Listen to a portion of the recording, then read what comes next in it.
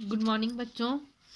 आज मैं आपको प्रतिवर्ती चाप के बारे में बताऊंगी। आप लोग पहले ही जान चुके हैं प्रतिवर्ती क्रिया किसे कहते हैं।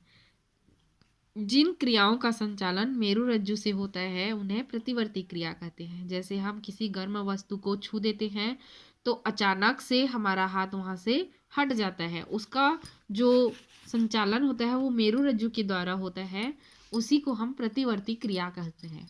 प्रतिवर्ती चाप में क्या होता है, किसी भी प्रतिवर्ती क्रिया में संवेदी तंत्रिका संदेश जो है मेरुरज्जु तक ले जाती है और आदेश प्रेरक तंत्रिका द्वारा अंगों तक पहुंचाया जाता है। इस प्रकार एक चाप बन जाता है जिसे प्रतिवर्ती चाप कहते हैं।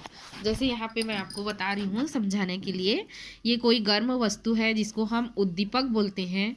जब हम इसको अचानक से ये हाथ से ऐसे छूते हैं, ये हमारा हाथ है, ठीक है, हाथ है इसको छूते हैं तो यहाँ से क्या होता है, जैसे ही छूते हैं तो संवेदी अंग के द्वारा, संवेदी तंत्रिका के द्वारा क्या होता है, जो मस्तिष्क मेरुरज्जु तक क्या होता है, संदेश को पहुँचाया जाता है। ठीक है जैसे ही हम इस चीज़ को छूते हैं तो संवेदी तंत्रिका के द्वारा मेरुरज्जु तक संदेश को पहुंचाया जाता है और मेरुरज्जु हमको तुरंत एक आदेश देता है प्रेरक तंत्रिका के द्वारा कि यहाँ से हाथ को हटा लेना है। यहाँ पे पेशी लिखा है, हाथ की पेशी, ठीक है। मेरुरज्जु आदेश देता है प्रेरक तंत्रिका के द्वारा कि यहाँ से हाथ को हटा लेना है, तो तुरंत हमारा हाथ वहाँ से हट जाता है। तो इस प्रकार एक प्रकार का चाप बन जाता है जिसे क्या कहते हैं, प्रतिवर्ती चाप कहते हैं। इस टोटल चीज को क्या बोलते हैं, प्रतिवर्ती चाप कहते हैं। संवेदी तंत्रिका द्वारा सूचना को मेरुरज्जु तक पहुंचाना और प्रेरक तंत्रिका द्वारा आदेश को पेशियों तक लाना प्रतिवर्ती चाप कहलाता है। ठीक है, इस प्रकार मस्तिष्क को इसकी सूचना प्रतिवर्ती क्रिया संपन्न हो जाने के बाद होती है।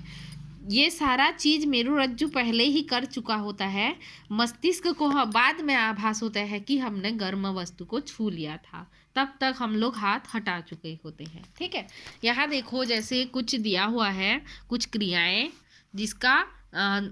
जिसमें हमारे कुछ अंग काम देते हैं। ठीक है, जैसे सुई का चुभना, त्वचा से हमारी त्वचा में सुई चुभता है तो हम हायरे करते हैं, है ना।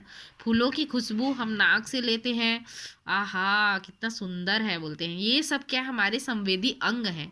स्वाद चखते हैं जीभ से, रंग देखते हैं आँख से, आवाज़ सुनते हैं कान से, गर्म वस्तु को छूते हैं हमारी त्वचा से।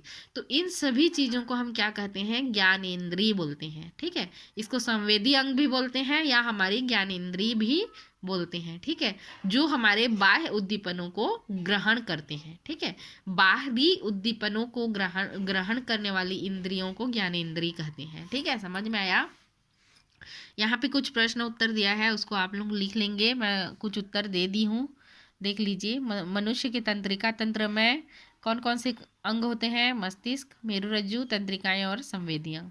संवेदी तंत्रिका किसे कहते हैं, संवेदी तंत्रिका जो विभिन्न अंगों से सूचना को मस्तिष्क या मेरुरज्जु तक ले जाते हैं। तंत्रिका तंत्र के कार्य नियंत्रण एवं समन्वय करना। किसी ऐसे उद्दीपन का नाम लिखिए जिसका अनुभव आप ज़्यादा करते हैं। कैसे उद्दीपन, जैसे इनमें से ही कोई एक होगा। ठीक है, फूलों की खुशबू लेते होंगे या मम्मी जो खाना बनाती है उसको सूंघते होंगे, है ना। तो जो आपको ज़्यादा आपके दैनिक जीवन में होता है उसको लिखना है।